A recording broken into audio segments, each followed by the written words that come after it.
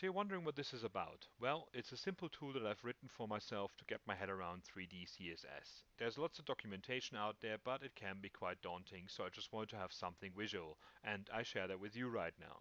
So you see two logos here rotating around the y-axis in space and are positioned on the x-axis and the z-axis. So if we stop that rotation here, you can see that this is just normally we see them in x and y.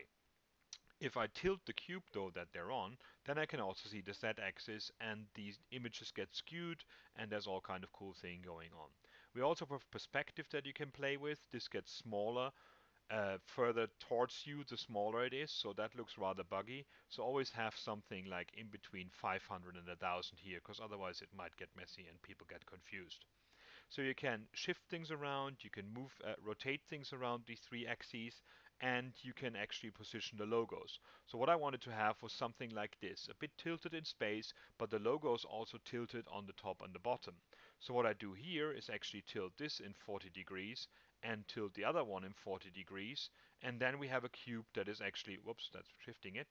Then we have a cube that is actually tilted in space with the two logos around it.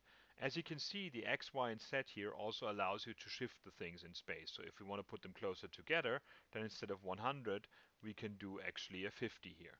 So all the kind of complex stuff that was rather theoretical in my head is now much easier to do. I just shift around with the numbers until it looks the way I want it to, and then I click the Create Full Page button, and it gives me an HTML document that I can copy and paste.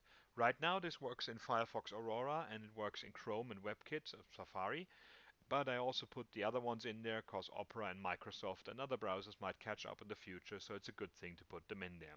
So have a play around and then create your HTML and start playing with 3D CSS.